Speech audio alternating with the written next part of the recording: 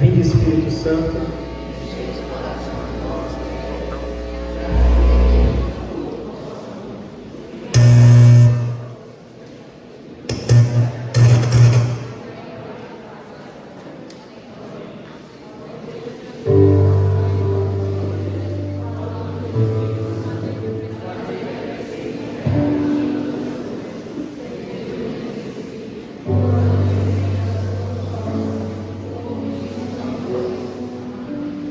Sagrada seja a minha luz. Retira de Satanás. Nunca me aconselhes coisas vãs.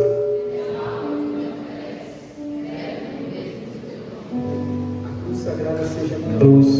Não seja o dragão meu guia. Retira de Satanás. Nunca me aconselhes. É mal o que tu me ofereces. Bebe do mesmo dos teus inimigos. A cruz sagrada seja a minha luz.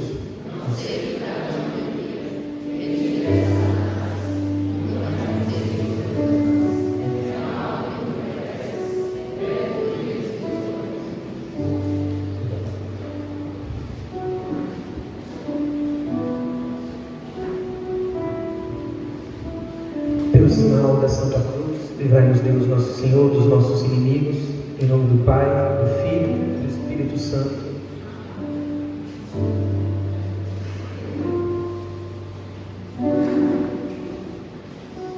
Boa tarde. Para minha alegria, né, está em mais um retiro nosso aqui de servos, de líderes, o que já é uma tradição, né, da nossa macro-região, de uma certa forma. Eu creio firmemente que tudo que vocês já viram até aqui foi excepcional, né? Pelo que eu conheço do Hélio. E nessa terceira pregação, nós vamos dar um passo a mais. Eu sei que Everton trouxe sobre vida interior, ele trouxe sobre liderança, né? O que significa de fato ser amigo de Jesus, o que significa de fato ser um líder amigo de Jesus.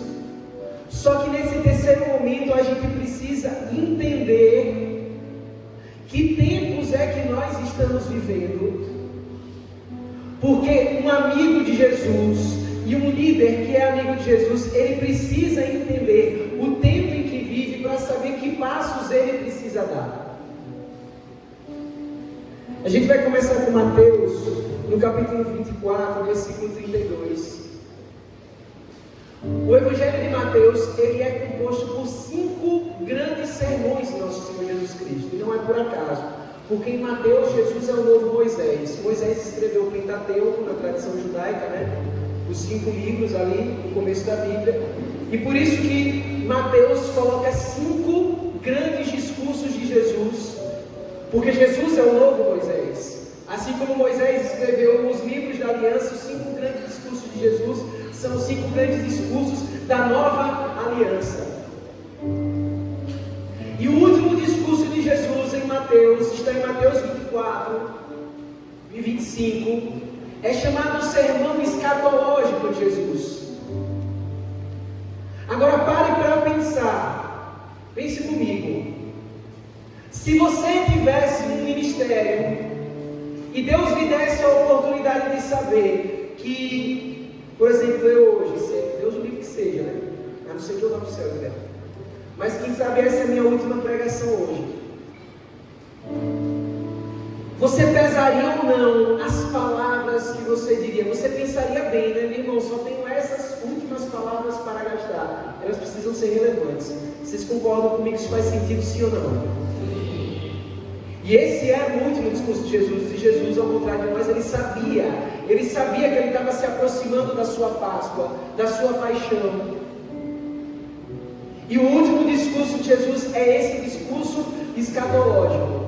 O que significa escatológico? Vem de escatologia, é o estudo das últimas coisas. E no versículo 32 do capítulo 24, Jesus vai dizer assim, ó: Aprendei da figueira esta parábola. Quando o seu ramo se torna tenro e suas folhas começam a brotar, sabeis que o verão está próximo. Da mesma forma vós, quando virdes todas essas coisas, sabei que ele está próximo às portas. Em verdade vos digo que esta geração não passará sem que tudo isso aconteça. Passarão o céu e a terra, minhas palavras, porém, não passarão. Olha o que Jesus está dizendo aqui. Por que Jesus está dizendo isso? Antes desse versículo 32, ele foi elencando vários sinais que indicavam a sua vinda. E Jesus está dizendo assim, aprendam algo. O que ele está dizendo? Aprendam algo. Quando vocês olhem para a figueira, e a figueira é uma árvore importante para o povo de Israel. É um dos símbolos de Israel, a figueira. E quando um israelita ele via uma figueira e ela começava ali no meio da primavera, ela começava a verdejar, ele sabia que o verão já estava próximo, a primavera está acabando, então ele conseguia por aqueles sinais discernir que haveria uma mudança de estação. E Jesus está dizendo assim: se você consegue, a partir de determinados sinais, entender que vai entrar numa outra estação, aprendam também a discernir os sinais dos tempos. Por quê? Porque eles vão preparar vocês para a entrada numa outra estação. E Jesus, ele usou esse último sermão justamente para isso. Para quê? Para preparar os seus discípulos, preparar os seus seguidores para esse momento que antecederia a sua vinda gloriosa. Então veja, quando Jesus fala aqui, infelizmente na igreja, existem dois extremos. Existe um extremo de pessoas que acham que falar sobre essas coisas é desnecessário. Alguns até no fundo porque nem acreditam numa segunda vinda de Jesus. Existem outros que querem fazer uma predição, eles querem quase que predizer quando que vai ser a vinda do Senhor Jesus, nem com um extremo nem com o outro. Jesus está dizendo assim: aprendam os sinais para você entender em que estação você está, porque o dia e a hora ninguém sabe, é o que ele vai dizer no versículo 36, o dia e a hora ninguém sabe, mas a estação é possível discernir, e é tão possível que ele diz inclusive, que a geração que viver todos esses sinais não passará sem que venha o Senhor. Meu irmão, quando todos esses sinais que estão aqui, eles se cumprirem, a geração que viver isso, ela sabe que verá o Senhor voltar. E nós, como sarados, nós precisamos viver esse mandamento de nosso Senhor Jesus Cristo. Veja, a igreja está sendo convocada a viver esse mandamento do Senhor, que é o mandamento do quê? Da atenção para discernir os sinais dos tempos. Nós precisamos olhar para os sinais dos tempos que nós estamos vivendo, à luz do que Deus revelou nas Escrituras, para entender onde nós estamos. Por quê? Porque a depender de onde nós estamos, nós calibramos a nossa vida pessoal e nós calibramos a nossa vida missional. Porque nem tudo que se vive em um tempo vive-se no outro. A forma de fazer missão sobre a perseguição não é a mesma forma de fazer missão em um regime de liberdade. E que sinais são esses? Como que Jesus começa? O que ocasiona o começo desse discurso de Jesus? Ainda no final do capítulo 23.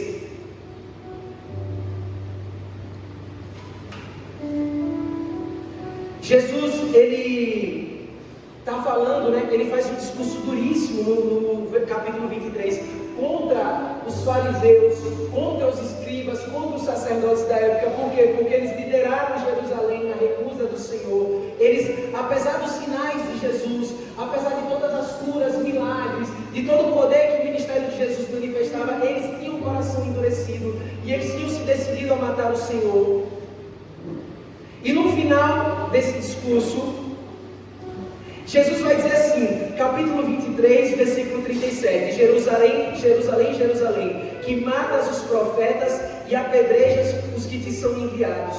Quantas vezes quis eu ajuntar os teus filhos, como a galinha recolhe seus pintinhos debaixo das asas, e tu não o quiseste. Agora olha o versículo 38. Aqui começa a profecia de Jesus, dos sinais que nós precisamos discernir para entender em que tempo nós estamos. Olha o que eu estou falando aqui. Versículo 38, o começo da profecia de nosso Senhor Jesus Cristo. Eis que vossa casa ficará abandonada. Pois eu vos digo, não me vereis mais até que digais, bendito aquele que vem em nome do Senhor. Olha o que Jesus está falando aqui. Jesus está começando a profetizar. E que profecia é essa? O que é a casa de Jerusalém? A casa de Jerusalém é o templo. Porque a casa de Jerusalém é o lugar da habitação do Altíssimo, era o lugar mais sagrado para aquele povo. E o que Jesus está falando o que Jesus está falando é o seguinte: a rejeição do povo de Israel vai ter uma consequência. Que consequência é essa? O fim da antiga aliança e o início da nova aliança. Aquilo que Jesus já tinha falado, tinha sido profetizado pelos profetas anteriores a Jesus. E o que foi dado a Israel seria dado depois a um povo que não era o povo de Israel. Essa casa que ficará abandonada, portanto, Jesus está profetizando a destruição do templo de Jerusalém.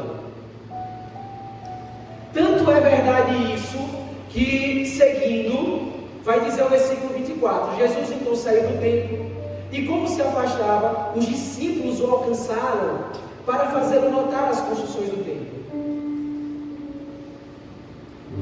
Mas Jesus respondeu-lhes: vedes tudo isso? Em verdade vos digo, não ficará pedra sobre pedra, tudo será destruído. Olha o que Jesus está falando. Tudo será destruído. E estando ele sentado no monte das oliveiras, os discípulos foram pedir-lhe em particular, dize-nos, olha o que eles estão pedindo, eles vão pedir 3 coisas a Jesus. 3 coisas ao Senhor. Dize-nos quando vai ser isso. Quando o templo vai ser destruído? 2, qual é o sinal da sua vinda? Por quê? Porque Jesus tinha falado da vinda dele antes.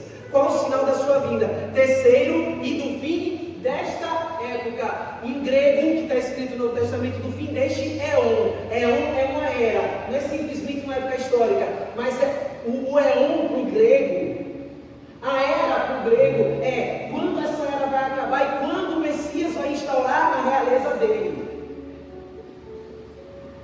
Então eles estão fazendo 3 perguntas, e o que eu quero que você comece a anotar a partir de agora, para nós entendermos que tempo nós estamos vivendo, é que aqui Jesus já falou 2 sinais a respeito de Israel, e que fazem de Israel, olha a expressão que eu vou usar agora, que fazem de Israel um relógio escatológico. O que é um relógio escatológico? O que acontece com o povo de Israel é um sinal de demarcação de eras, de tempos que nós vamos vivendo. Porque Jesus falou 2 coisas sobre Israel que demarcam tempos. 1, a casa ficará abandonada. E ele reforça depois, e não ficará pedra sobre pedra. Ou seja, um sinal claro que Jesus está dizendo é a destruição do templo de Jerusalém. Mas existe um outro marco temporal. Quando o povo de Israel disser, bendito aquele que vem em nome do Senhor, então Jesus voltará. O que ele está dizendo? Não me vereis mais até que digais, bendito aquele que vem em nome do Senhor. Se você pegar, por exemplo, em Romanos, no capítulo 11, versículo 15, Paulo vai dizer assim: se da rejeição de Israel houve a consequência da salvação das nações, o que não vai acontecer quando Israel acolher o Senhor? Aí ele diz: quando Israel acolher o Senhor, sabe o que vai acontecer? Acontecerá a ressurreição dos mortos. Por quê? Porque quando Israel aceitar o Senhor, Jesus voltará. Então veja que Israel aqui está marcando temporalmente, ela é um sinal. Meu irmão, quando nós começarmos a ver a conversão do povo de Israel, meu irmão, está às portas. Jesus está para voltar. Então aqui você tem dois marcos, mas há um terceiro marco. Em Lucas, no capítulo 21, versículo 20 a 24.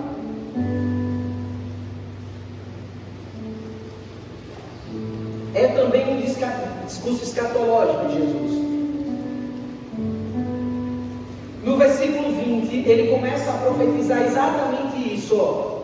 Quando virdes, Lucas 21, 20 a 24, quando virdes Jerusalém cercada de exércitos, sabei que está próxima a sua devastação. Então os que estiverem na Judéia, fujam para os montes. Os que estiverem dentro da cidade, saiam, e os que estiverem no campo, não entrem nela, porque serão dias de punição, nos quais deverá cumprir-se tudo o que foi escrito. Ai daquelas que estiverem grávidas e estiverem amamentando naqueles dias. Meu irmão, não sei se você sabe isso da história, mas o cerco de Jerusalém, que aconteceu entre 67 depois de Cristo e 70 depois de Cristo, foi extremamente cruel. O que os romanos fizeram com Jerusalém foi uma coisa absurda em termos de crueldade. Em 70 eles finalizam aquele cerco e destroem Israel. Eu até postei isso nos stories ontem. Hoje há um lugar chamado Israel, chamado Muro das Lamentações, porque eles demoliram todo o templo e só ficou um muro do templo, onde os judeus chamam o Muro das Lamentações justamente por isso, porque a casa de Jerusalém foi devastada. Mas olha o que Jesus vai dizer: com efeito, haverá uma grande angústia na terra e cólera contra este povo. Olha o que Jesus está profetizando: vai haver uma destruição de Jerusalém, esse povo vai ser disperso e haverá uma cólera, uma angústia na terra contra esse povo. Se você pegar os 2000 anos de história do povo judeu, são 2000 anos de perseguição, até chegar no ponto mais alto, que eu acho que todo mundo aqui sabe, que foi o Holocausto, que ocorreu na Segunda Guerra Mundial. Mas se você pegar a história, por exemplo, dos judeus na Europa, os judeus sempre foram perseguidos, os judeus sempre foram discriminados. Jesus está profetizando tudo isso aqui. Então, os que estiverem na Judéia, aliás, com efeito haverá uma grande angústia na terra e cólera contra esse povo, e cairão ao fio da espada, levados cativos por todas as nações. Olha agora: e Jerusalém será pisada por nações, até que se cumpra o tempo das nações. De 70 depois de Cristo até 1948, o povo de Israel ficou sem pátria, sem terra. E a existência desse povo é uma coisa impressionante, porque só Deus para permitir que um povo sem pátria persistisse e existisse e permanecesse por tanto tempo. Por que Deus fez isso? Providência, porque esse povo é um sinal. Mas Jesus está dizendo assim: haverá um tempo das nações. E qual é o marco desse tempo das nações? É entre a destruição e enquanto perdurar Jerusalém sendo pisada por nações. De 70 depois de Cristo até 48, Jerusalém foi ocupada por diversos impérios diferentes. Império Romano, depois o Império Romano do Oriente, né, com sede em Constantinopla. Depois os muçulmanos, né, quando Maomé, depois de Maomé, quando começa a haver aquela avalanche muçulmana ali no Oriente Médio, no norte da África, até na parte da Península Ibérica. Não sei se você sabe, Portugal e Espanha foram ocupados por muçulmanos por muito tempo. Depois o Império Turco Otomano. Em 1948, depois do Holocausto, o povo de Israel volta, retoma uma parte de Israel. E em 1967, Israel volta ao controle dos judeus, cumprindo a profecia de Jesus, só que num marco temporal. Que marco temporal? É que, a partir daquele momento, Jerusalém já não é pisada por nações. E aqui, isso significa que aquele sinal indica que nós entramos numa outra estação. E é um sinal visível, não é um sinal subjetivo. É um sinal visível das condições que nosso Senhor está colocando. Por isso que eu comecei com essa. Eu sempre gosto de falar de condições com esse sinal. Por quê? Porque, meu irmão, é um sinal visível de uma profecia que nosso Senhor disse que iria se cumprir e está se cumprindo.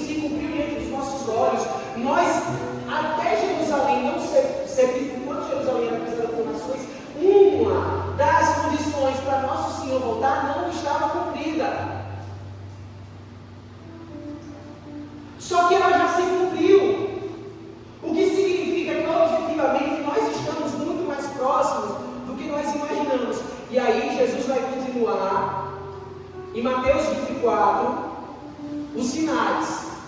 Então veja, por que eu quero começar com esse sinal? Porque eu quero que você entenda, meu irmão, que historicamente é comprovado, aquilo que nosso Senhor profetizou se cumpriu, a destruição de Jerusalém se cumpriu. Veja, em 1948 havia manuais de teologia dogmática, tanto católicos como protestantes, que não acreditavam na possibilidade que o povo judeu voltasse para a terra deles. Os teólogos não acreditavam.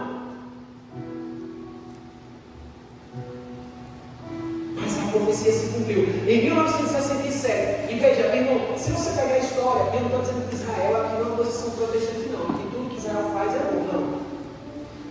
Mas eu estou dizendo como a história vem se cumprindo. A forma, quando Israel chegou em 1948, meu irmão, a forma como ele resistiu ao cerco foi uma coisa quase que miraculosa.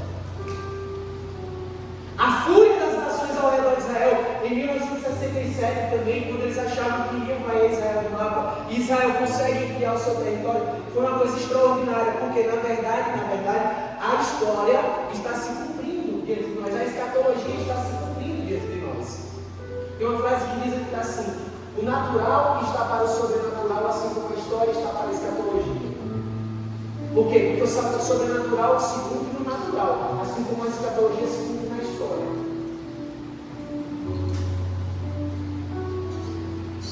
Só que sabendo que nós entramos num novo tempo, nós precisamos entender que tempo é esse que nós estamos vivendo. E Jesus vai dizer assim no Mateus 24, versículo 4, respondendo à pergunta dos apóstolos: atenção para que ninguém vos engane, pois muitos virão em meu nome dizendo, o Cristo sou eu, e enganarão a muitos. Olha o que Jesus está falando aqui. E talvez você, quando lê esse versículo, você pense em uma coisa bizarra. Você pense, sei lá, aquele Henry Christian, né? Henry Christian, não sei nem como é que ele se intitula, que é um cara bizarro que diz que é Jesus e que ele está ali chamando e pessoas seguem ele, e você acha que não é isso que Jesus está falando aqui. Quando Jesus está falando aqui, muitos virão em meu nome, dizendo, o Cristo sou eu. Como é que eu estou vindo em nome de Jesus, dizendo que eu sou Jesus? Não é isso. É dizendo o seguinte: muitos falarão em nome de Jesus, apresentando-se como a salvação que Jesus oferece. Muitos vão advogar, vão apresentar doutrinas dizendo que partem de Jesus, que são a expressão do Evangelho de Jesus, só que essas doutrinas serão doutrinas enganosas. E olha o que Jesus está falando, e eles enganarão a muitos. Olhe para a situação da igreja nesse momento e veja se não é isso que está acontecendo. Muitos vindo em nome de Jesus, em nome da misericórdia, em nome do Evangelho. Olha para a igreja da Alemanha, meu irmão, o que está acontecendo na Alemanha. Há mais de 2/3 dos bispos querendo mudar a doutrina dos sacramentos, querendo mudar a doutrina da moralidade sexual, a antropologia da igreja católica, que é o que a igreja católica entende como homem e como mulher. Tudo isso em nome de Jesus, dizendo Cristo sou eu, ou seja, dizendo isso é a palavra da salvação. E enganarão a muitos, Jesus está dizendo. Havereis de ouvir falar sobre guerras e rumores de guerras. Cuidado para não vos alarmares. É preciso que essas coisas aconteçam, mas ainda não é o fim. Pois se levantará nação contra nação. O que é esse nação contra nação aqui? Não é país. Esse nação contra nação é mais etnia contra etnia. São divisões sociais, divisões dentro das próprias sociedades. Reino contra reino, e haverá fome e terremotos em todos os lugares. Tudo isso será o princípio das dores. Olha o que Jesus está falando aqui. E esse terceiro elemento aqui é fundamental, porque Jesus está indicando como que vai se dar a dinâmica dos acontecimentos. Quando ele diz que tudo isso será o princípio das dores, esse dores em grego remete a dores de parto. E Jesus está dizendo assim: essas são as primeiras contrações. Quem já viu um trabalho de parto, ou quem já sofreu um trabalho de parto, as mulheres que já tiveram filhos, você sabe que as contrações, elas começam esporádicas. E o que são contrações aqui? O que são essas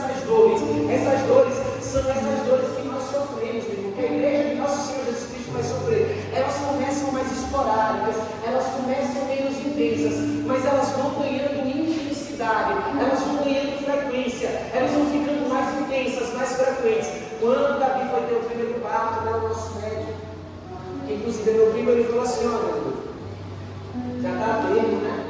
Gabi pode ter um neném a qualquer hora. Qual o sinal que você sabe que tem que ir para a maternidade? Quando começarem as contrações e no intervalo de 10 minutos tiver 3 contrações que durem pelo menos 1 minuto cada uma, está na hora de ir para o sinal, para o hospital, para a maternidade. Então às vezes tem uma contração, demora, mas quando a contração fica mais intensa e mais frequente, significa que o parto está cada vez mais próximo. E Jesus está dizendo que aqui, que o princípio, quando começar esse tempo, as contrações elas vão se intensificar e elas vão ficar mais frequentes. Aí olha o que Jesus vai dizer: nesse tempo vos entregarão a tribulação e vos matarão, e sereis odiados de todos os povos por causa do meu nome. Agora veja o que está acontecendo hoje. Nunca houve na história da humanidade uma, entre aspas, coalizão de nações contra o Evangelho de nosso Senhor Jesus Cristo. E o que eu quero dizer com a coalizão de nações? Pare para perceber, eu não sei se você é atento a isso, mas pare para perceber que todas as instituições, elas começam a se voltar contra o Evangelho e elas começam a se voltar contra os valores do Reino de Deus. Pega qualquer instituição internacional, pega o que a ONU delibera sobre mulheres, sobre religião, sobre moralidade sexual. Pega o que a União Europeia fala, pega o que os Estados Unidos falam, pega o que você ouve nas universidades, em qualquer universidade. Eu estou mentindo? Ou é uma coisa da minha cabeça? Ou você não percebe isso? Porque o sinal, veja, sempre há hostilidade contra o Evangelho, mas o sinal de que nós estamos nos aproximando do fim dos tempos é que a estrutura social, ela vai começar a se voltar, a se organizar contra o Evangelho de nosso Senhor Jesus Cristo. No Salmo capítulo 2, que é um salmo profético,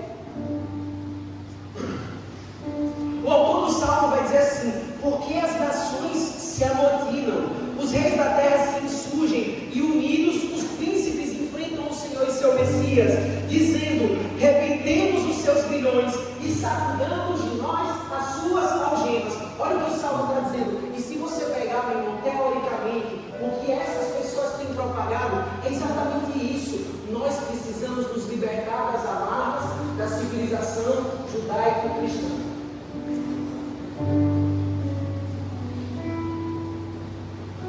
Isso não é uma pessoa, são políticas públicas de governo, políticas públicas, políticas judiciais, entendimentos jurisprudenciais, políticas públicas internacionais. Veja, tudo isso que nosso Senhor já estava falando aqui. No Apocalipse, no capítulo 13, o Apocalipse é o livro da revelação, que mostra essas realidades a partir da perspectiva sobrenatural. Apocalipse capítulo 13, versículo 1 vai dizer assim: vi uma besta que subia do mar. Tinha 10 chifres e 7 cabeças, e sobre os chifres havia 10 diademas, e sobre as cabeças um nome blasfemo. E a besta que vi parecia uma pantera. Os pés, contudo, eram como de urso, e sua boca como uma mandíbula de leão. E o dragão lhe entregou seu poder, seu trono e grande autoridade. Versículo 5: foi-lhe dada a boca para proferir palavras insolentes e blasfêmias, e também poder para agir durante 42 meses. Ela abriu então a boca em blasfêmias contra Deus, blasfemando contra o seu nome e sua tenda. A tenda é o Senhor Jesus. E os que habitam no céu, e deram-lhe permissão, olha isso agora, deram-lhe permissão para guerrear contra os santos e vencê-los. E foi-lhe dada autoridade sobre toda a tribo, povo, língua e nação. O que Apocalipse está profetizando aqui é a combinação do que Jesus estava falando ali. Nós estamos vivendo um período, olha o que eu vou falar, um período que gestando o surgimento dessa besta. O que é essa besta? Essa besta é um poder político a serviço do anticristo. Eu não sei se você já ouviu falar, mas de todas as condições elas são cada vez mais maduras.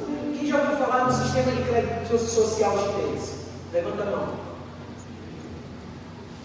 O sistema de crédito social chinês é o seguinte: na ditadura chinesa tem lá Marlinhos, né? Se Marlinhos for um bom cidadão e vive de acordo com os valores, né, do Partido Comunista Chinês, que é quem governa a China, ele tem um crédito social. Ele vai ter vantagens para ele conseguir um empréstimo, para ele conseguir um emprego, para ele conseguir uma casa.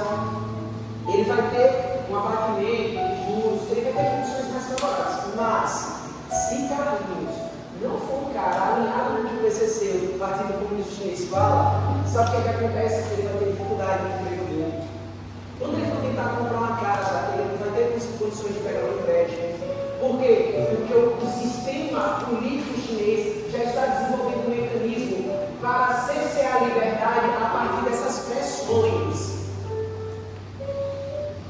E veja, porque eu não estou dizendo que a China vai ser o anticristo, mas eu estou dizendo que já existe algo, aquilo que a gente vê lá, a marca da besta, né? A marca da besta vai ser um chip, eu não sei o que vai ser a marca da besta, mas o que a marca da besta significa é, vai chegar um ponto, meu irmão, que se você não pensa, é por isso que a marca é na cabeça, e se você não age, é por isso que a outra marca é na mão. Com os valores desse mundo, você não vai ser integrado nesse mundo. E aquilo que para talvez as pessoas da Idade Média liam aquilo, ou hoje talvez elas liam aquilo que era impensável, hoje já é realizável. E os valores, eles estão sendo construídos para isso. Então veja, Jesus está dizendo aqui, primeira coisa, desse segundo elemento: vos entregarão à tribulação, vos matarão e serão odiados de todos os povos por causa do meu nome. E muitos sucumbirão. Ó, que Jesus está avisando: muitos sucumbirão. Haverá traições e guerras intestinas. Ele está dizendo que vai acontecer na igreja. Vai haver traições, vai haver guerras intestinas. Por quê? Porque haverão pessoas querendo adequar a igreja ao mundo. E surgirão falsos profetas em grande número e enganarão a muitos. E pelo crescimento da iniquidade, o amor de muitos esfriará. Apocalipse capítulo 17 demonstra o que vai causar esse crescimento da iniquidade. Apocalipse 17, a gente viu a primeira vez, ela sobe do mar. Por que do mar? Porque o mar é o terreno do mundo, é onde se gestam as coisas políticas na Bíblia. O mar é a simbologia do mundo político. Mas aí, João vê um terceiro, porque a gente vai ver o segundo, é uma outra vez depois, um terceiro elemento que é uma prostituta. Um dos 7 anjos das 7 casas veio dizer: vem, vou mostrar o julgamento da grande prostituta que está sentada à beira de águas copiosas. Os reis da terra se prostituíram com ela, e com o vinho da sua prostituição se embriagaram os habitantes da terra. Ele me transportou então em espírito ao deserto, onde vi uma mulher sentada sobre uma besta escalada, cheia de títulos blasfemos, com 7 cabeças e 10 chifres. A mulher estava vestida com púrpura e escarlate, adornada de ouro, pedras preciosas e pérolas, e tinha na mão um cálice de ouro cheio de abominações. São as impurezas da sua prostituição, e na sua fronte estava escrito o nome: Babilônia a Grande, mãe das prostitutas e das abominações da terra. O que é isso aqui, meu irmão? Veja onde essa mulher está sentada sobre a besta. Há um poder que está sobre o poder político, que é o que? É o poder econômico. Esse poder econômico, meu irmão, ele enriquece à medida que a iniquidade cresce. Por que você acha que existem teorias que querem fragmentar a identidade humana? Você não é homem ou mulher, você é homem cis, ou então você é mulher trans, você é mulher trans, negra, lésbica, não sei o que, não sei o que lá. Por que todas essas fragmentações? Quanto mais fragmentado, meu irmão, é mais mercado. Porque o poder do quando cresce a iniquidade, e nos tempos dos fins, é isso que vai acontecer, que Jesus está falando, e isso causará, sabe o quê? O esfriamento do amor de muitos. Aí Jesus vai falar: aquele, porém, que perseverar até o fim, será salvo. Só que veja, olha o que Jesus está falando. Jesus está começando a dizer sinais, princípios já dois. Primeiro, turbulências políticas, haverá guerras, rumores de guerra, turbulências geopolíticas, turbulências sociais, pressão de fora da igreja, visando corromper a igreja, perseguição, sedução da iniquidade. Olha o que Jesus está falando. Mas vai haver pressão dentro da igreja também. Não é só pressão de fora, é pressão de dentro. É o que Paulo chamou de apostasia. Jesus chama aqui de falsos profetas. Paulo chama isso de apostasia. Em 2 Tessalonicenses, no capítulo 2, os Tessalonicenses, eles estavam muito ansiosos pela vinda do Senhor. Aí Paulo vai falar assim: calma. A importância de discernir sinais. Aí Paulo vai dizer um sinal: calma. Por quê? Paulo vai dizer: quanto à vinda de nosso Senhor Jesus Cristo e a nossa reunião com Ele, rogamos-vos, irmãos, que não percais tão depressa a serenidade de espírito e não nos perturbeis, nem por palavra profética, nem por carta que se diga a de nós, como se o dia do Senhor já estivesse próximo. Não nos deixeis seduzir de modo algum, por pessoa alguma. Por quê? Olha o que ele vai falar agora. Porque deve vir primeiro a apostasia. Ele está dizendo assim, ó: antes da vinda do Senhor, deve vir primeiro a apostasia. Meu irmão, a igreja passou por inúmeras crises durante muito tempo, mas uma crise como essa caracteriza. Veja agora o que aconteceu na França. A França é chamada filha primogênita da igreja. Por quê? Porque foi o primeiro estado europeu, lá no século IX, constituído sob a bênção da igreja, quando o Papa coroou Carlos Magno. A filha primogênita da igreja. A França, agora há pouco, inscreveu na sua Constituição o direito constitucional ao aborto. Mas não é só isso. Olhe para o que os teólogos e os bispos, boa parte, não todos, europeus, eles pregam hoje. Deve vir primeiro a apostasia e aparecer então o homem ímpio. A tradução correta seria o homem da anomia. O que é a anomia? É o homem sem lei, é o homem que quer abolir toda a lei. Que lei? A lei de Deus, a lei escrita na natureza. É o homem que quer dizer que tudo é relativo. Deve vir então o homem da apostasia, o homem ímpio, o filho da perdição, o adversário que se levanta contra tudo que se chama Deus, ou recebe culto, chegando a sentar-se pessoalmente no templo de Deus e querendo passar por Deus. Aí versículo 6 ele vai dizer: agora também sabemos o que é que ainda o retém. Há algo que retém a vinda desse homem. Mas esse algo que o retém, que é o catecon, a expressão grega, esse obstáculo, ele será retirado, meu irmão. Quando essa apostasia se consumar, essa apostasia, ela vai retirar esse obstáculo. Eu tenho uma tese do que é essa apostasia, esse catecon. Isso é uma tese teológica, eu me estudo isso como verdade da igreja. Mas para mim, esse catecon é o ensino definitório da igreja. Quando a igreja para de definir, ela não exerce o seu munus ministerial de definir, ela se retira e ela permite, isso é uma permissão divina, que esse homem da iniquidade apareça. Isso talvez nós cheguemos a ver isso.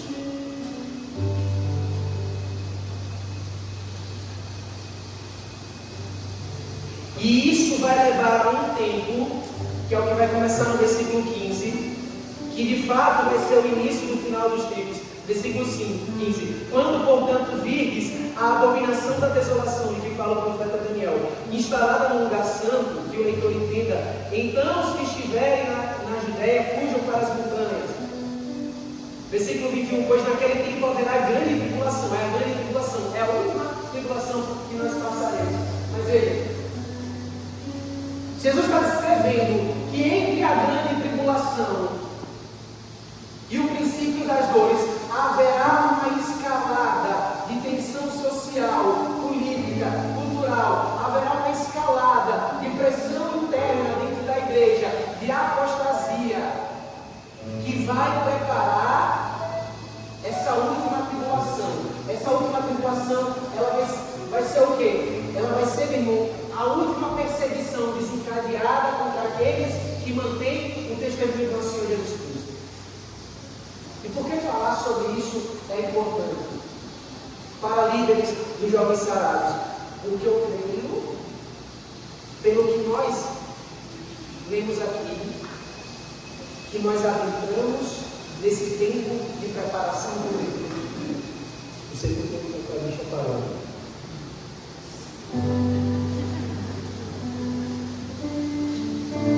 Nós entramos. Eu não estou dizendo que nós vamos ver a grande tribulação, porque essa escala temporal que Jesus falou, você sabe a estação. Qual é a estação que a gente está? A gente ainda não viu todas as coisas, mas nós estamos vendo a preparação que permite que essas coisas elas se estabeleçam.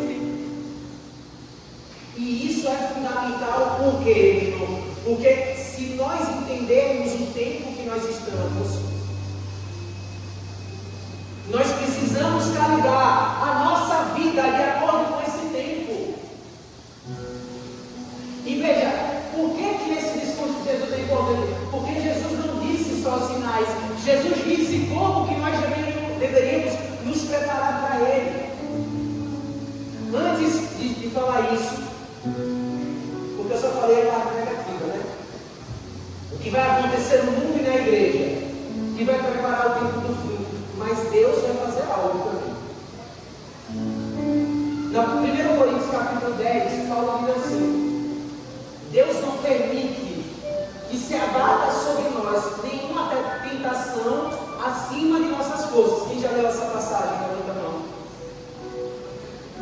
O que Paulo está dizendo ali? Meu irmão, Deus não permite nada acontecer na nossa vida sem graça suficiente para a gente atravessar. A gente pode até não atravessar porque a gente não colabora com Deus, mas Deus não permite isso.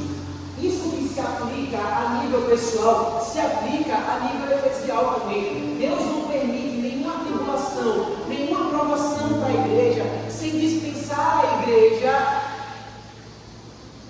uma graça necessária para ela passar com fidelidade por essa provação. Vejam lá os primeiros cristãos mártires, perseguidos, que passaram, que deram a vida, que foram semente de novos cristãos.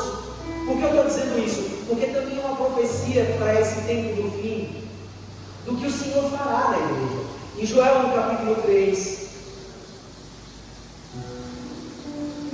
o profeta Joel vai dizer assim: depois disso, Joel 3, versículo 1: derramarei o meu espírito sobre toda a carne, vossos filhos e vossas filhas profetizarão, vossos anciãos terão sonhos, vossos jovens terão visões, até sobre escravos e sobre as escravas derramarei o meu espírito, porei sinais dos céus e na terra, sangue, fogo e colunas de fumaça. O sol se transformará em trevas, a lua em sangue, antes que chegue o dia do Senhor, grande e terrível. Então, Joel está marcando temporalmente isso aqui. Esse derramamento antecede o dia do Senhor. E o que significa isso? Irmão, quando a igreja ela for mais pressionada, quando a igreja ela for mais acercada, Deus derramará uma provisão do Espírito dele que nós nunca vimos igual. É isso que alguns chamam de avivamento, o último avivamento que vai acontecer. Irmão, ao mesmo tempo que o mundo vai cercar a igreja, Deus ele vai provisionar essa igreja. A questão que nós precisamos saber, e aqui nós entramos na dimensão do alinhamento, é como nós vamos estar posicionados. Se nós vamos estar posicionados para surfar essa onda de efusão do Espírito Santo de avivamento, ou se nós vamos estar estar posicionados num lugar onde nós vamos sucumbir às pressões sociais, políticas, que vão se abater sobre nós. Jesus, tendo dito isso, ele vai dar 4 dimensões de alinhamento que as pessoas que viverem nesses tempos, que somos nós, precisarão viver para perseverar.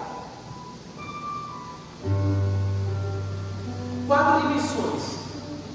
Primeiro, é preciso ter um alinhamento de expectativa. Fale assim, alinhamento de expectativa. Depois, é preciso ter um alinhamento de exercício de liderança. Fale, alinhamento de exercício de liderança.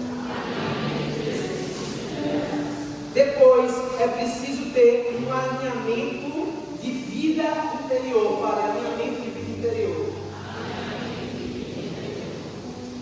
E por último, um alinhamento ministerial. Alinhamento ministerial. Depois de falar dos sinais, Jesus, a gente começou no meio, a pregação do meio da passagem do Senhor, né? No meio da passagem desse discurso do Senhor, que é quando o Senhor diz, né? Entendam quais são os sinais, porque quando vocês virem todos, essa geração que vê todos os sinais, não passará. Aí Jesus começa a contar parábolas para dizer como nós precisamos viver quando esse tempo chegar. E meu irmão, eu quero fazer um parêntese aqui. Porque veja, o que é o carisma? Eu já formei isso, né? Na aula, eu já falei isso, diversas formações, mas eu quero lembrar. O que é o carisma? O carisma é uma resposta suscitada pelo Espírito para um dilema de um determinado tempo. Alguém correto?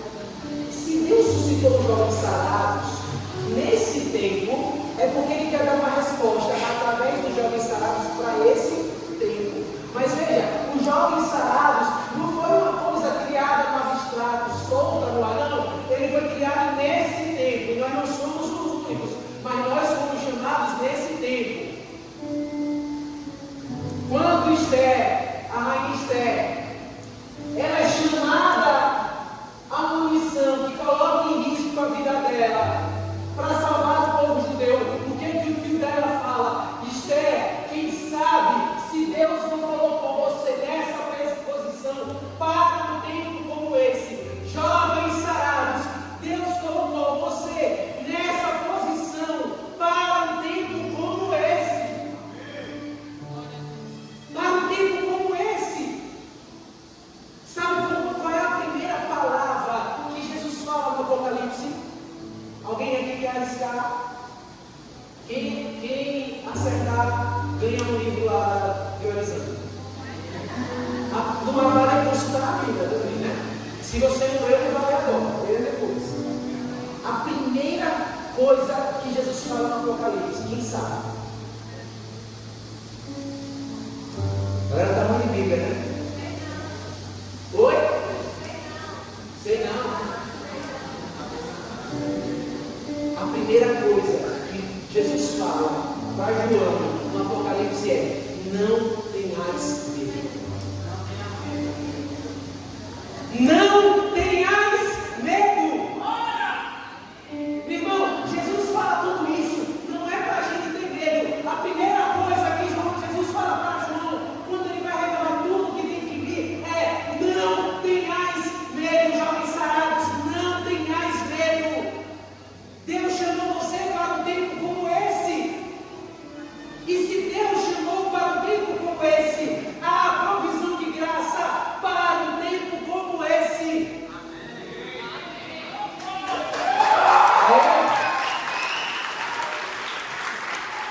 Mas é preciso colaborar com o Senhor, amém? Então Jesus vai dizer o que nós precisamos fazer num tempo como esse. Versículo 37 de Mateus 24. Como nos dias de Noé será a vinda do Filho do Homem. Com efeito, naqueles dias que precederam o dilúvio, está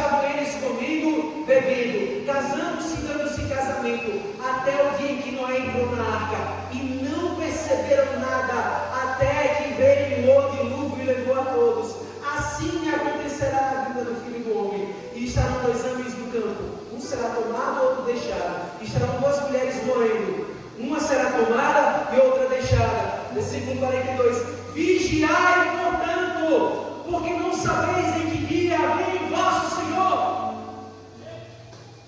Vigiai. E o que é vigiai? Vigiai, meu irmão, é ter uma atitude de expectativa da vinda.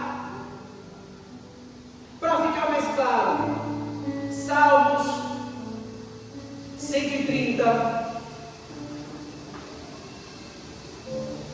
versículos 5 e 6.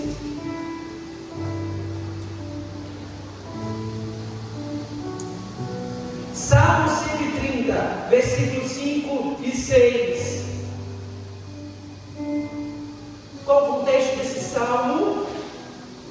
A sensação de Davi de desamparo, ele não percebe a presença, mas o que ele fala, versículo 5: eu espero, Senhor, eu espero com toda a minha alma, esperando tua palavra, minha alma aguarda o Senhor, mais que os guardas, ou em outra tradução, mais que os vigias pela aurora. Olha o que é a expectativa, a vigilância, não é só ficar querendo saber se o Senhor vem ou não vem. A vigilância é esperar com anseio, é desejar a presença, é esperar como quem quer a vinda, não é esperar como quem tem medo da vinda. E esse alinhamento de expectativa é a igreja dos tempos dos fins. Ela não tem medo porque anseia pela presença do Senhor. Ela anseia pela vinda, meu irmão. Então nós olhamos para os sinais dos tempos não com desesperança, não com amargura, mas Jesus vai falar assim: quando virem essas coisas, levantem a cabeça, porque a nossa libertação está próxima. Olha o que Jesus está falando aqui, meu irmão. Então, primeira coisa, nós precisamos ser uma geração que anseia pela vinda. Por que anseia pela vinda? Porque a vinda, meu irmão, é a plenitude da presença. A vinda é a completude do que nós recebemos como primícias. Mas se você não se regozija nas primícias que você recebeu, como você vai ter expectativa pela vinda da plenitude? E o que são essas primícias, meu irmão? É a vida do Espírito que Deus nos deu, é a graça, é a presença do Senhor, meu irmão. Se você não tem fome e sede da presença do Senhor, na palavra, nos sacramentos, como você vai ter expectativa pela vinda da plenitude do Senhor quando Ele se manifestar em glória?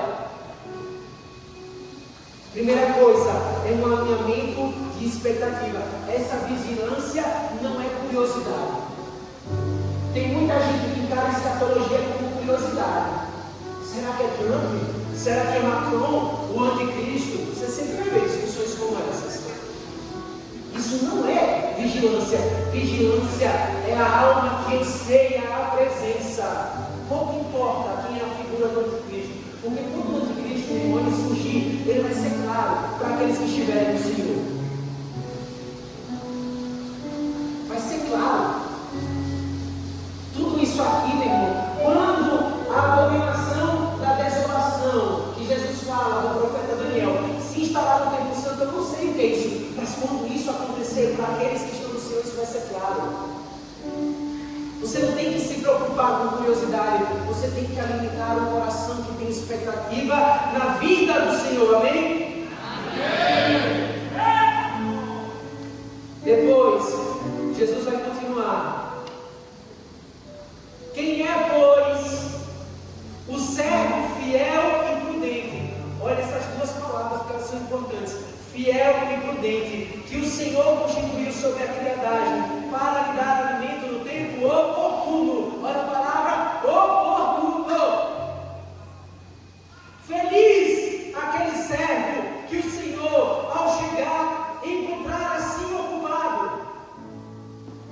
Em verdade vos digo, Ele me constituirá sobre todos os seus bens. Mas se aquele mau servo disser em seu coração: meu Senhor tarda, e começar a espancar seus companheiros, a comer e beber em companhia dos beberrões, o Senhor daquele servo virá em dia imprevisto e hora ignorada. Ele o partirá ao meio e lhe designará o seu lugar entre os hipócritas. Ali haverá choro e ranger de dentes. O que é que Jesus está falando aqui? Aqui é o segundo alinhamento. O primeiro é o alinhamento de expectativa. O segundo é o alinhamento de liderança. Jesus está dizendo assim: o servo fiel e prudente é aquele que dá alimento no tempo oportuno. O que é prudente? Prudência, a virtude da prudência. A prudência não é covardia, né? Tem gente que acha que prudência é prudência covarde, né? Não. Por exemplo, diante do martírio, qual é a atitude mais prudente? Preservar a vida ou dar a vida? A prudência é a decisão sábia que escolhe por aquilo que mais aproxima a Deus. Então, diante do martírio, não é prudente preservar a vida. Ah, não, mas se eu preservar a vida, eu posso continuar pregando, né? Eu vou preservar para não. O que mais aproxima de Deus é a decisão mais sábia, portanto mais prudente. O servo prudente é aquele que dá o alimento oportuno de acordo com o tempo que nós estamos vivendo. Se você, e aqui ele está falando que é a liderança da igreja, em outras palavras, a liderança da igreja nesses tempos vai ser cobrada se ela prepara o seu povo para esses tempos ou não. Jesus está dizendo assim: a liderança da igreja que nesse tempo não preparar o povo para aquilo que está por vir é comparável a um servo mau e imprudente que espanca e bate na criadagem que foi colocada sobre os seus cuidados. Geração, jovens sanados, se nós não prepararmos o povo para o tempo que está vindo. Que tempo descrevi esse tempo para você, meu irmão? Um tempo de iniquidade crescente, um tempo de relativização da verdade, um tempo de apostasia. Meu irmão, eu não me importo se eu vou ser convidado para pregar ou não vou ser convidado para pregar diante de certas verdades inconvenientes. Quem não compreendeu a verdade não pode calar a verdade no tempo do fim. Não pode calar a verdade. E se nós não prepararmos uma geração para isso, nós somos comparáveis a um servo mau que diz: o Senhor tarda, e por isso começou a bater, porque, meu irmão, você está deixando essas pessoas vendidas. É um alinhamento de liderança. Terceiro, Jesus vai continuar. Então, o reino do céu será semelhante a 10 virgens, que tomando suas lâmpadas saíram ao encontro do noivo. Olha aqui, virgens. Virgens são pessoas consagradas. A virgem na Bíblia, a virgem no Apocalipse é isso. No Apocalipse, as virgens, né, aqueles 144 mil, João vai dizer, são como virgens que saem ao encontro do seu esposo, né? E eles vão aonde quer que o cordeiro vá. Virgem é a pessoa que se consagrou a Deus. Jesus não está falando aqui de 5 pagãos e 5 cristãos. Ele está falando de 10 pessoas que se consagraram, disseram que deram a vida totalmente para o Senhor. O reino do céu será semelhante a 10 virgens que, tomando suas lâmpadas, saíram ao encontro do noivo. 5 eram sensatas e 5 insensatas, e 5 prudentes. As insensatas, ao pegarem as lâmpadas, não levaram azeite, enquanto as prudentes levaram vasos de azeite com suas lâmpadas. E atrasando o noivo, todas elas acabaram cochilando dormindo. À meia-noite ouviu-se um grito: o noivo vem aí! Saía ao seu encontro. Todas se levantaram então e trataram de apontar as lâmpadas. As insensatas disseram às prudentes: dai-nos do vosso azeite, porque as nossas lâmpadas apagaram-se. As prudentes responderam: de modo algum, o azeite poderia não bastar para nós e para vós, e antes aos que vendem e comprar para vós. Enquanto foram comprar o azeite, o noivo chegou, e as que estavam prontas entraram com ele para o banquete de núpcias, e fechou-se a porta. Fechou-se a porta. Olha aqui, o primeiro alinhamento de expectativa, o segundo ministerial. Esse é um alinhamento de vida interior. Meu irmão, o que é esse azeite? Azeite na Bíblia é o símbolo da unção. Mas eu quero ler uma passagem para ficar mais claro para vocês. Apocalipse no capítulo 11. João tem uma imagem das duas testemunhas e ele vai dizer assim, olha, depois disso, ele engole um livro no versículo 10, que é o testemunho do Evangelho que ele precisa profetizar. Aí ele vai dizer 11, versículo 1, deram-me depois um caniço, semelhante a uma vara, dizendo, levanta e mede o templo de Deus, o altar e os que nele adoram. Quanto ao átrio externo do templo, deixa-o do lado de fora e não meças, pois ele foi entregue às nações, que durante 42 meses calcarão aos pés a cidade santa. Olha o que ele está falando aqui, meu irmão. Olhe essa imagem. João mediu o templo, e o templo tinha um átrio exterior, onde os pagãos podiam entrar para cultuar, mas no santo e no santo dos santos, só aqueles que podiam prestar o culto. E a imagem que João está vendo há uma medida. João mede porque o que é esse medir? É Deus sondando, Deus sabe naquele templo quem adora e quem não adora. Quando ele mede, o ato de medir significa Deus está assinalando aqueles que vivem no santo e no santo dos santos. Vou dar uma conversão com isso. No santo e no santo dos santos. Existem aqueles que ficam do lado de fora. O que ele está dizendo? Quem fica do lado de fora do templo, meu irmão, vai ser pisado pelas nações. E o que João está profetizando aqui, meu irmão, é que no tempo do fim só sobrevive quem vive no santo dos santos. É isso que são as 5 virgens prudentes. É isso que são as 5 virgens prudentes. E é esse o alinhamento ministerial, o alinhamento de vida interior que nós temos falhado. Sabe o que foi a pandemia? A pandemia foi um teste. A pandemia foi um tempo de preparação. A pandemia foi uma misericórdia do Senhor para revelar os nossos corações. Porque quem estava no Santo dos Santos, eu sei que é horrível ficar sem os sacramentos. Nossa vida são os sacramentos. Mas quem estava, meu irmão, na vida de oração, que permaneceu, passou. E quem não estava, meu irmão, sucumbiu. E eu não sei se no tempo do fim, quando começarem as perseguições, como será o nosso acesso aos sacramentos?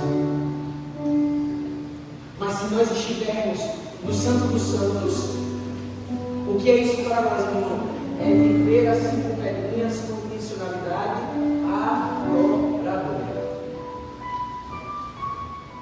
Você percebe que o nosso estilo de vida foi cunhado por esse tempo? Aí vem a última parábola, que é a parábola dos talentos.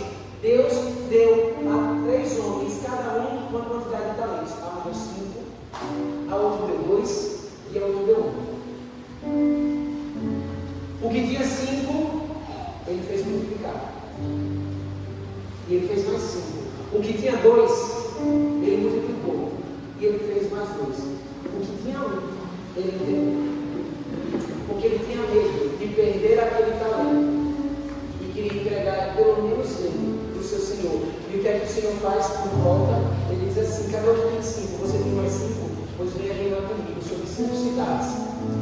O que tem 2 fez mais 2, então venha reinar comigo sobre 4 cidades. E cada um que tinha 1, você não fez render o seu talento. E o que é que a sorte desse homem? Esse homem é excluído do reino. Porque Jesus está dizendo assim: no tempo do fim, irmão, não é tempo de covardia. No tempo do fim, tudo que Deus lhe deu tem que ser empregado na missão. Tudo que Deus lhe deu tem que ser empregado na evangelização. No tempo do fim, meu irmão, é o tempo da ousadia, meu irmão. É o tempo de nós nunca mais nos fecharmos em nós mesmos. Eu tenho falado isso na missão da Canção Nova Aracaju. Nós não podemos nos acomodar. Vou dar um exemplo que eu falei para eles. Eu não posso me acomodar com o fato de conseguir retirante por Instagram, porque quem segue o Instagram de avançados é pessoa que é da igreja. Eu quero gente de fora. Eu quero gente de fora. Porque a gente não nasceu para pescar no aquário. Nós nascemos para um tempo como esse, em que a iniquidade cresce, em que a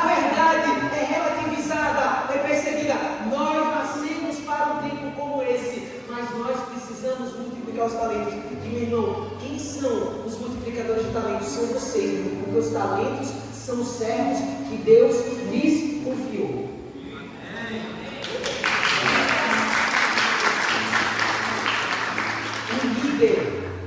O líder é um potencializador dos servos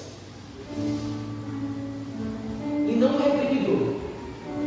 Claro que tem que ter uma organização na missão, tem, mas você tem que potencializar os servos. Você foi chamado a gastar a sua vida para que outras pessoas façam o que você faz e sejam melhores que você,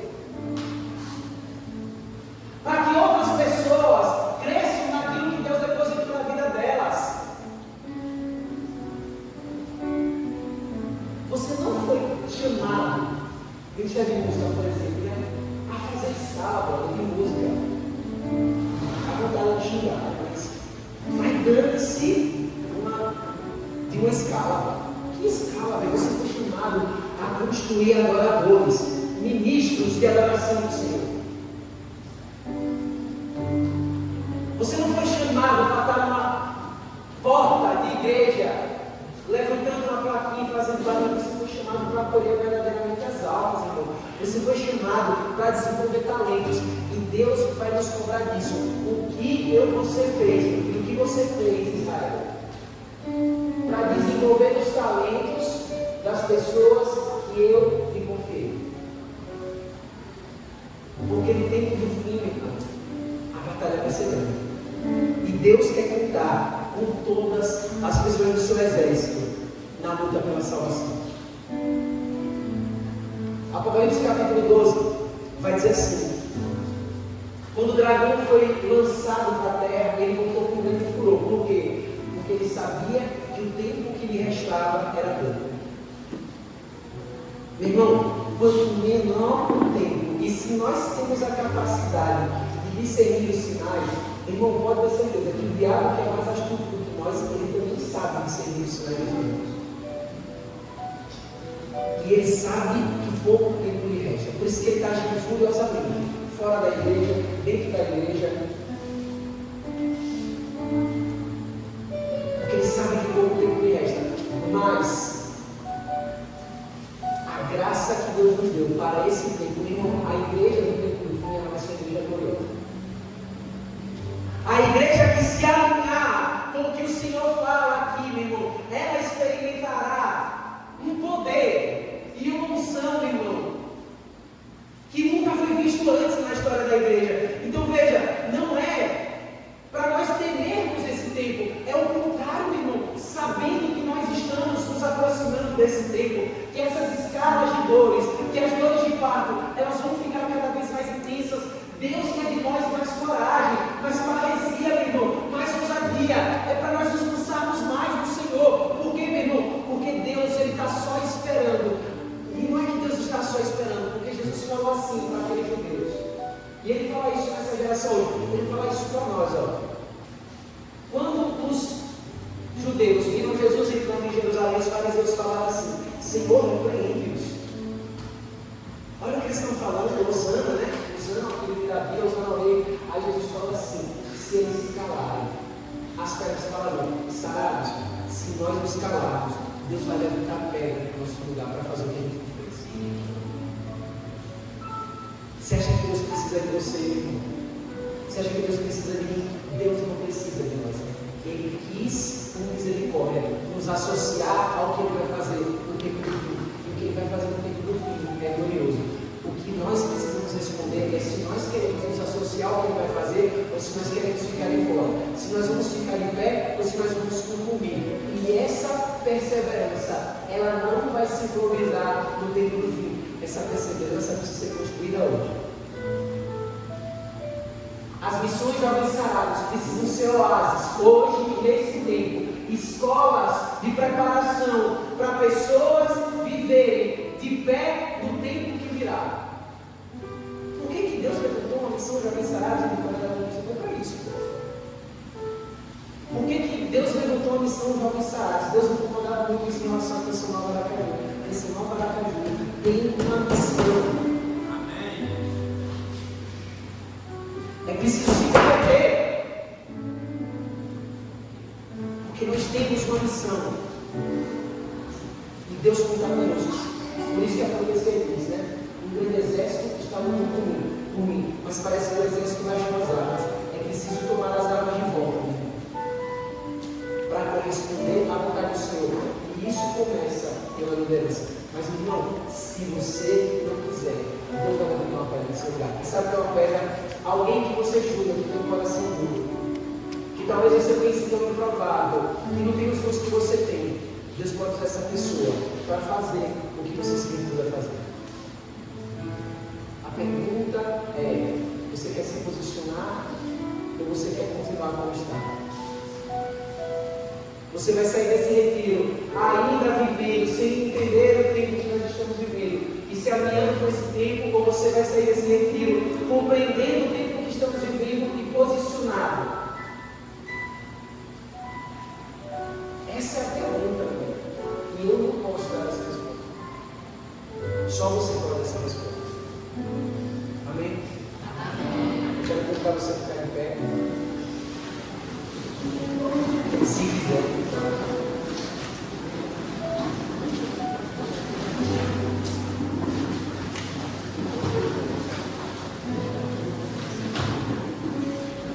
Feche seus olhos. Ergue os seus braços.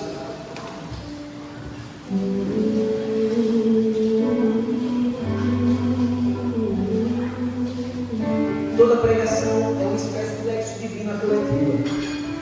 Nós escutamos a palavra, meditamos essa palavra, a pregação é essa meditação, mas é preciso dar uma resposta a essa palavra. Meu irmão, eu tenho certeza, não por mim, mas pelo poder da própria palavra, que essa palavra me interpelou de algum modo.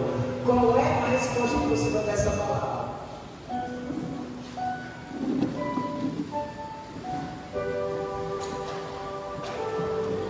Qual é a resposta que você vai dar a essa palavra?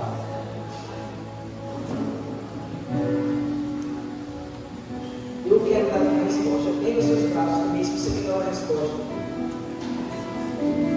Mas falando com suas palavras, qual é a resposta que você quer dar ao Senhor? Senhor, eu quero pedir a graça de uma conversão verdadeira, Senhor. Do meu coração, Jesus. De não mais flertar com o pecado, Jesus. De não mais me expor a situações de pecado, de não mais contemporizar com o pecado, Jesus, de não mais levar na brincadeira a minha vida interior, Jesus, de ter mais intensidade, mais fidelidade, mais garra, Jesus, na minha vida interior. Eu quero te pedir essa graça, Jesus. Senhor, eu sei que eu ainda não sou, mas eu quero ser, Jesus, uma testemunha fiel para esses tempos, Senhor Jesus. Eu quero, Jesus, se eu não ver a tua vida, Jesus, eu quero preparar essa e as próximas gerações da minha vida, para preparar pessoas que sejam tuas testemunhas no momento da tua vida, Jesus. Eu quero, Jesus, fazer parte daquilo que o Senhor está fazendo e do que o Senhor vai fazer nesse mundo, Senhor Jesus. Preparando a tua vida. Eu quero fazer parte dessa geração, Jesus. Por isso eu quero lhe clamar, Senhor Jesus, a graça da conversão do meu coração, Senhor. A graça, Senhor Jesus, do abraçamento, de não cair na tibieza, Jesus. Eu te peço isso, Jesus. E eu te peço um derramamento do Espírito Santo, não só sobre mim, mas sobre toda a missão de alguém sarado, Senhor. Sobre todos nós amigos aqui, Senhor. Porque só a tua obra, Senhor Jesus, só a tua graça, Senhor Jesus, só ela, Senhor, pode mudar o nosso coração e fazer de nós que somos pedras, Senhor, testemunhas vivas em teu nome, Jesus. Por isso, Senhor, derrama sobre nós o teu Espírito. Vai tomando, Senhor, o Espírito Santo, vai tomando, irmão. Vai tomando, Senhor, o teu Espírito. Vem, Espírito Santo.